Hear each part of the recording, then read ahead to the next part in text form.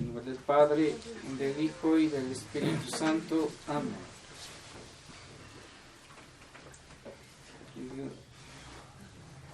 Por un lado, la epístola de este día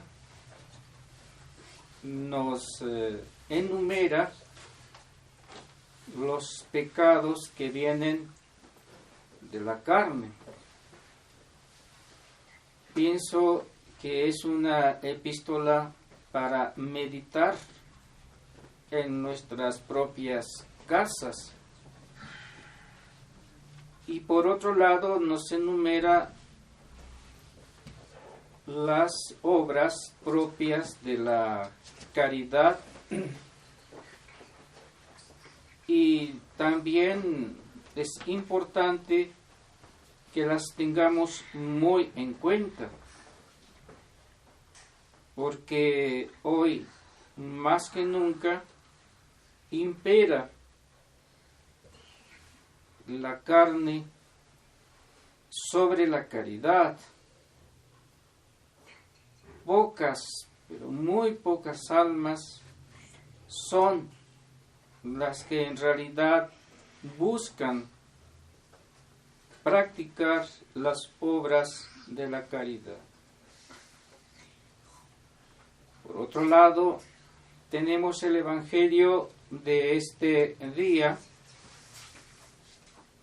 en que vemos en él tres partes muy importantes.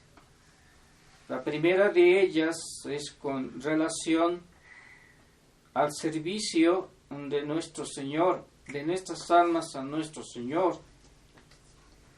El segundo, la preocupación que nos atosiga, sobre todo en estos momentos y en las circunstancias en las que se está viviendo en este país, y la falta de confianza en nuestro Señor, que, como dice Él, valemos más que un pajarillo y valemos más que un lirio del campo.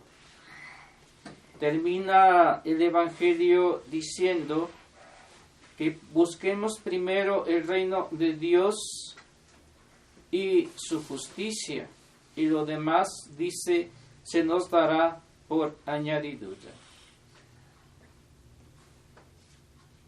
Quiero hacer hincapié más bien en aquel primer punto en donde dice nuestro Señor que no podemos servir a dos señores.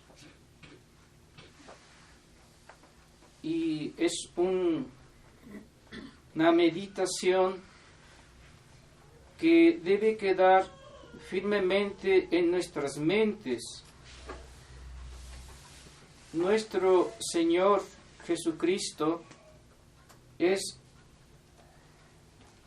muy celoso de su gloria y de su alabanza.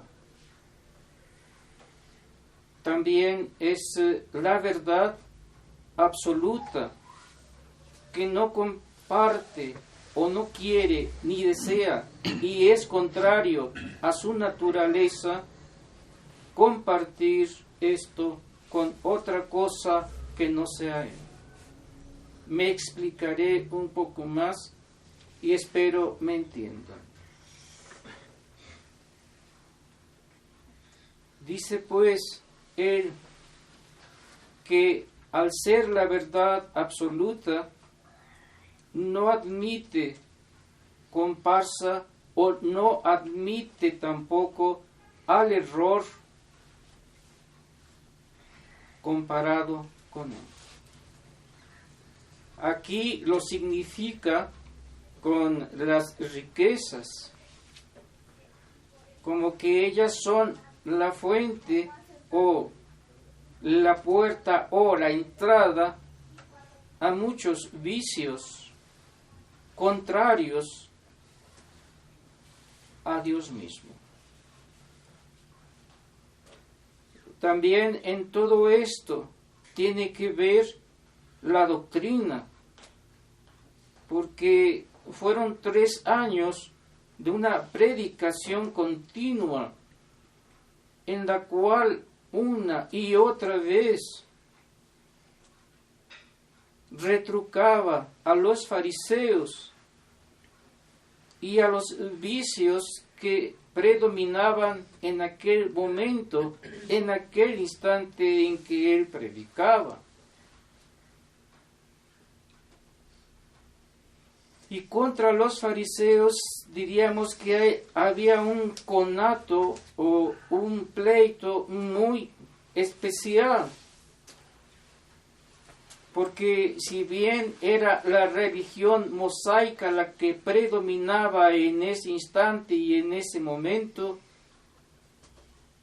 sin embargo, él, que es la verdad absoluta, veía con claridad todo lo que se había deformado de la ley mosaica y que no compartía en absoluto con todo esto. Y varias veces él lo manifestó. Varias veces él retrucó a los fariseos con respecto a la religión. Uno de ellos, el más significativo, quizás sea este, cuando encontró a los que vendían en el templo con anuencia de los sumos sacerdotes, o sea, como un consentimiento tácito de que lo que estaban haciendo y habían hecho de la casa de Dios era correcto. Y como él, indignadísimo por esta actitud, corrió a los vendedores y les dijo: mi casa es casa de oración y no cueva de ladrones. ¿Qué es lo que han hecho entonces? Como si dijera: de mi casa. ¿Acaso el templo no lo construyó Salomón para Dios? ¿Acaso en él no se ofrecían sacrificios exclusivamente a Dios sin mezclar el comercio dentro del templo? Pues sí. Esa era la intención con la cual Salomón, y ya desde antes David, había pensado en ello. Pero a las alturas en que predicaba nuestro Señor, el templo, primero, ya no era de Salomón, era igual al de Salomón. Y ya también la ley mosaica se había deteriorado de tal manera que ya no servía para la salvación de las almas. Y tal lo dice así San Pablo en sus epístolas, hablando de la ley mosaica, que nos dice que era ley de condenación, pero no de salvación. La promesa, dice el apóstol, era la que dejó nuestro Señor a Abraham para que se transmitiera a nuestro Señor Jesucristo. ¿Cómo o qué ejemplo os daré para que vean el celo de nuestro Señor Jesucristo por su gloria y por su alabanza, y que no la comparte con nadie? Todo nos da, sin excepción, pero lo que nunca da, y tampoco quiere que le quiten, es su gloria y su alabanza. Si ésta se siente agredida, inmediatamente responde nuestro Señor. Inmediatamente se manifiesta. Y vaya, ¿con qué castigos? Castigos ejemplares que encontramos diseminados en las Sagradas Escrituras. Un ejemplo de ellos es Datán, el capataz que era servidor del faraón y el cual siguió fingidamente a Moisés, pero prometió al faraón que regresaría otra vez a los judíos a Egipto. Y por esta infidelidad tan grande, nuestro Señor le castigó mandándole al infierno. Porque si él había sacado del Egipto al pueblo de Israel, era para que le adoraran y le dieran gloria en el monte Sinaí. Y los quería desviar de nuevo a Egipto. Por lo cual, indignadísimo, nuestro Señor mató no solamente a Datán, sino a 200 y tantos más que estaban con Datán. Ahí está una de las manifestaciones del celo, de la gloria y alabanza de nuestro Señor. Otro ejemplo, pero este es más bien positivo, cuando Antíoco mandó a los judíos a sacrificar a los ídolos y Matatías y sus hijos se resistieron a ello y dijeron, es más fácil, vamos a seguir la ley de nuestros antepasados, pero no vamos a obedecer a Antíoco y sus leyes, porque van en contra de Dios. Y de esta manera se rebelaron contra el rey Antíoco, pero siguieron la ley de Dios.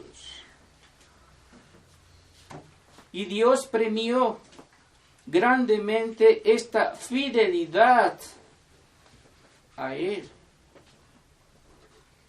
Otro ejemplo claro es el de Judas Iscariote. ¿A quién eligió Judas Iscariote? Tenía a nuestro Señor Jesucristo y tenía las 30 monedas. Pues bien, eligió las 30 monedas y traicionó a nuestro Señor Jesucristo, por donde lo que se dice en el Evangelio se consuma. No puedes servir, Judas, a dos señores. O me sirves a mí, que yo quiero que me sirvas total y absolutamente a mí, o sirves a las riquezas.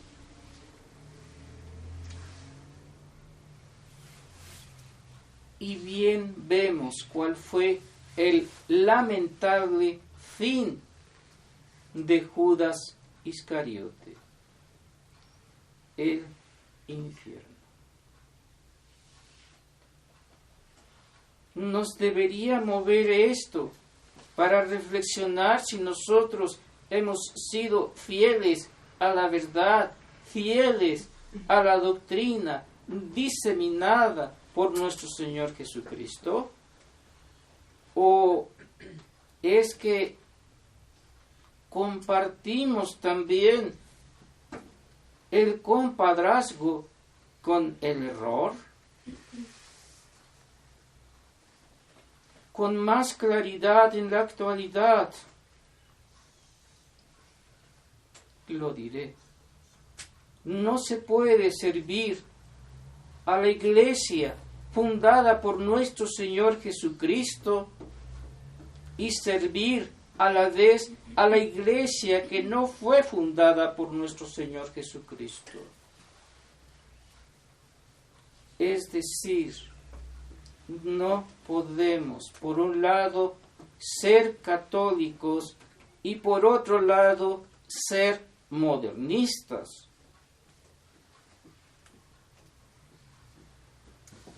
No podemos tampoco por un lado ser católicos y por otro lado ser cismáticos. Son dos cosas que se contraponen al servicio total de nosotros a nuestro Señor Jesucristo.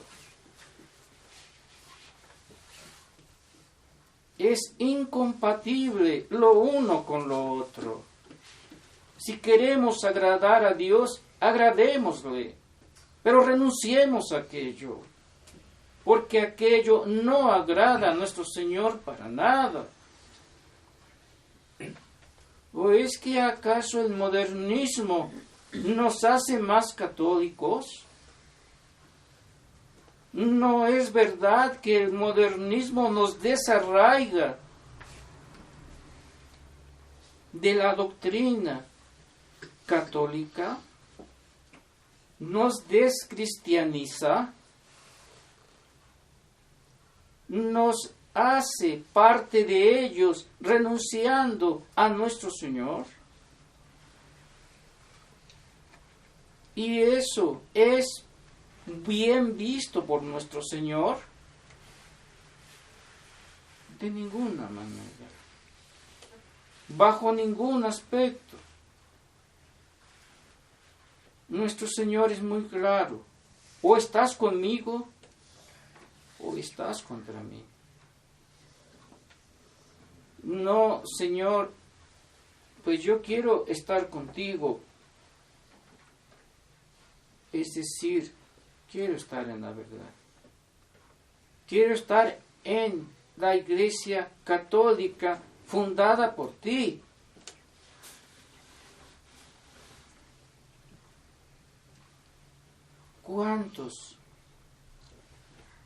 ¿Cuántas personas? Ustedes tienen la gracia de tener la misa, pero ¿cuántas personas hay que no la tienen tan seguido o cada 8 días como ustedes? Y sin embargo, ellos se mantienen fieles a nuestro Señor. No coquetean con el modernismo, ni hacen acuerdos con el modernismo, ni están unidos al modernismo de alguna u otra manera.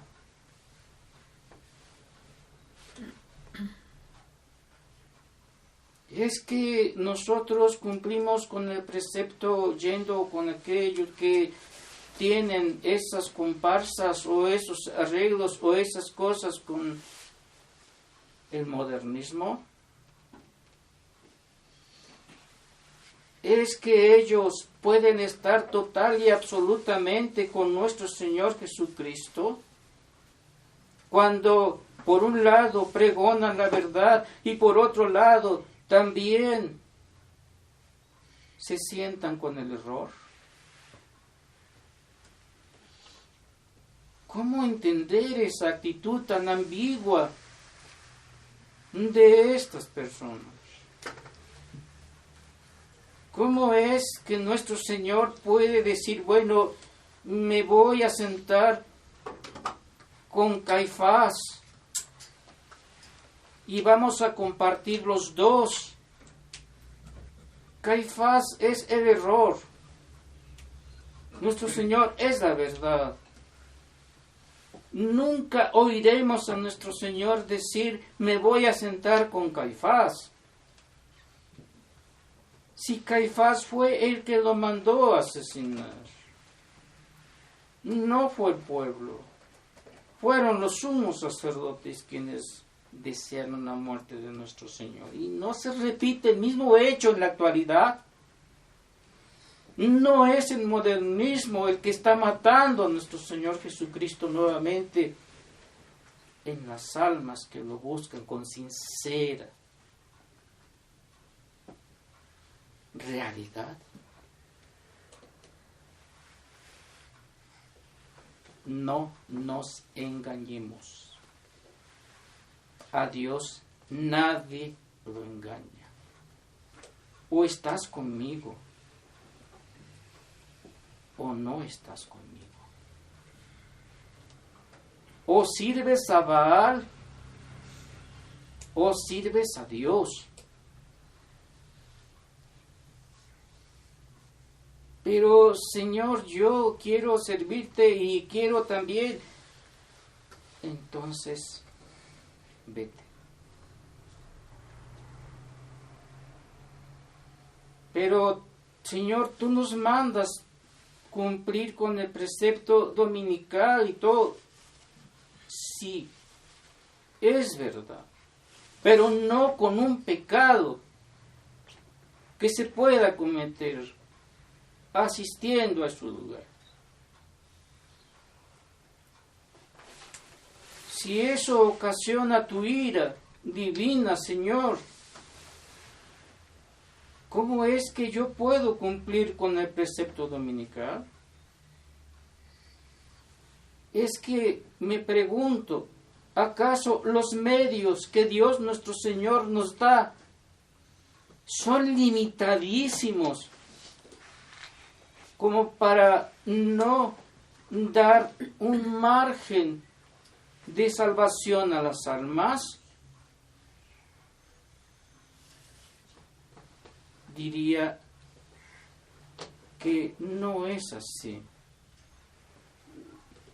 Los medios que Dios nos da son inmensos y grandes.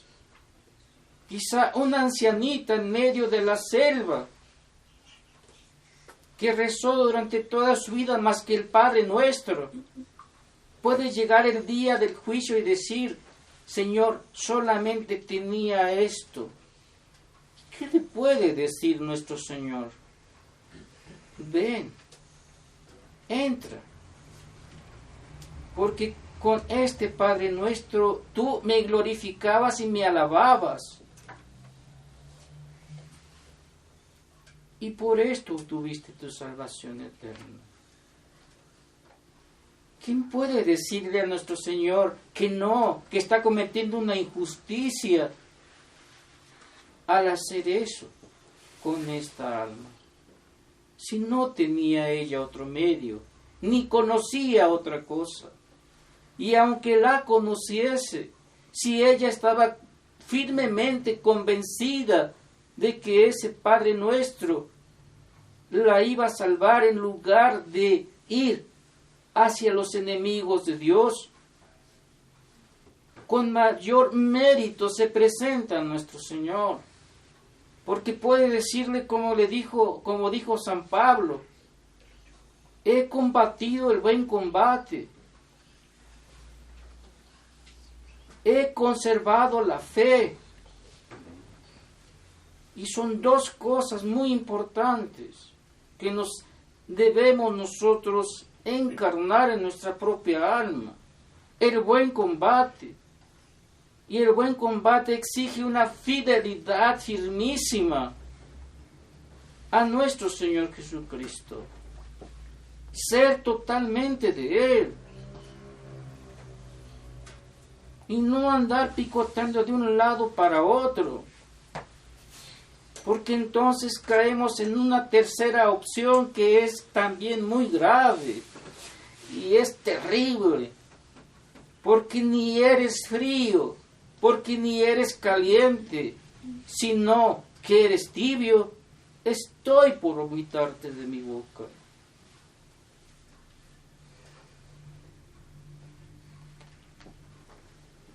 Nadie puede servir a dos señores. O al uno amará y al otro odiará. o al otro, o al primero soportará, y al otro le querrá. No podemos servir a la verdad y al error al mismo tiempo. O amamos la verdad y nos encerramos total y absolutamente en ella, o nos vamos al error. No admite nuestro Señor mezcla tampoco de verdad y de error, porque es contrario totalmente a su esencia divina.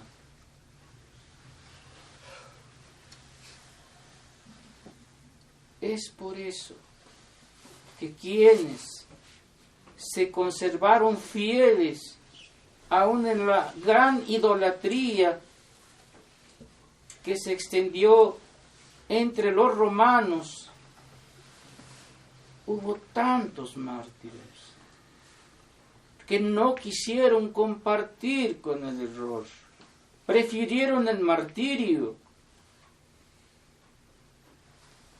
Y en la actualidad, ¿qué es lo que pide nuestro Señor a nosotros? También nos pide la fidelidad, pero eso no causa el martirio físico o sangriento, es verdad. Pero no es que eso causa también el martirio moral. ¿Y cuál es más doloroso de los dos? El martirio normal es rápido, instantáneo. El martirio moral dura día tras día, tras día, tras día, hasta que nuestro Señor se acuerda de nuestras almas. Y el enemigo no quiere ya mártires de sangre, quiere mártires morales. Y sabe él muy bien que si no perseveramos en la fe, en la verdadera doctrina, tarde o temprano nos va a tragar. Si no somos fieles a nuestro Señor Jesucristo. Esto no es un juego. Esa es una realidad. Realidad que trasciende.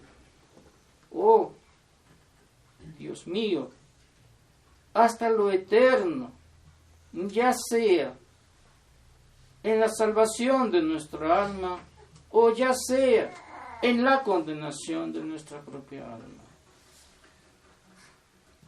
Quede bien claro lo que acabo de expresar. No hay pretexto. No podemos compartir la verdad con el error. No podemos hacer comparsas con el error, diciendo que también por otro lado defendemos la verdad. Porque nos estamos engañando a sí mismos, no engañamos a Dios. No somos verdaderos transmisores o conductores de almas hacia la vida eterna si pactamos con el error. No es solamente que esté en juego la religión católica, sino que con ella está la doctrina y está el mismo Señor Jesucristo, nuestro Dios y Señor. Está en juego todo eso.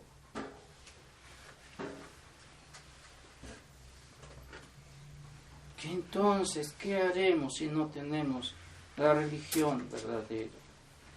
Si por algún momento se ausenta o se muere, quienes indignísimamente tratamos de mantenernos en la fe,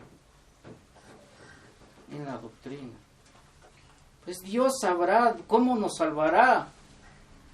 Eso dejémoslo a Dios. Si yo le he sido fiel a Él, Él será fiel cuando yo o cuando me haga falta. No me dejará, porque yo no lo dejé. Eso deben grabárselo muy bien. Porque me mantuve firme, porque no fui o no anduve de un lado para otro, sino solo con Él. Buscad el reino de Dios y su justicia. ¿Y qué es esto? No es adherirse a la verdad y buscar en ella el reino de nuestro Señor, que es la vida eterna, y su justicia, la santidad de nuestras propias almas. En la vida eterna.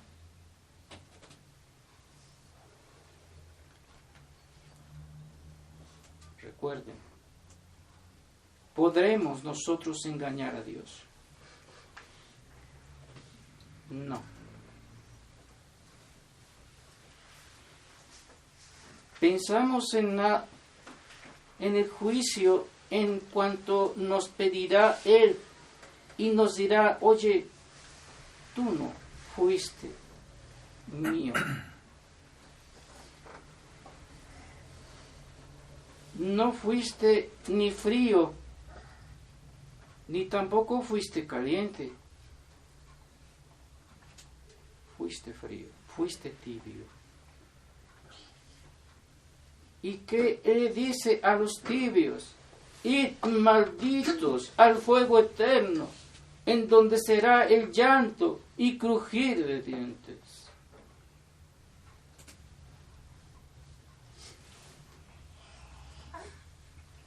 Hagamos conciencia de ello. Mantengámonos firmes. Pidamos a la Santísima Virgen María, que ha sido tan atacada por el Concilio Vaticano II, que ha sido tan atacada por aquellos que prolongaron el Concilio Vaticano II hasta nuestro momento. Nadie, después de nuestro Señor Jesucristo, ha sido tan atacada, tan perseguida, como Nuestra Señora, nuestra Madre. Pues a ella debemos acudir. Cuando el Calvario está solo, la primera que está allí es ella. Es la primera que también nos puede decir: hijitos míos, manteneros fieles a mi Hijo que muere por ustedes. Por aquellos que deberían haberlo defendido y no permitir una horrible muerte como la muerte de cruz. Crucifícale, crucifícale, crucifícale, decían los sumos sacerdotes, incitando al pueblo que pidieran también la muerte de Jesús. Y hoy, ¿quiénes son también los que piden la muerte de nuestro Señor Jesucristo? No la ley farisaica, sino los modernistas. ¿Y quiénes se adhirieron a ellos también? No tenemos conciencia de eso. Vamos a unirnos con los que mataron a nuestro Señor Jesucristo y tímidamente decir: crucifícale, crucifícale, crucifícale. Y luego vamos a mirar a la Santísima Virgen María. ¿Con qué ojos vamos a mirar a la Madre de Dios? No lo sé. Pero pidámosle a ella que nos alcance no solamente el conocimiento de la doctrina verdadera de nuestro Señor Jesucristo, sino también la fidelidad y, de ser posible, la vida, por defender la doctrina de nuestro Señor Jesucristo y la fe. Ave María Purísima. Sin pecado concebida. Del Padre, del Hijo y del Espíritu Santo. Amén.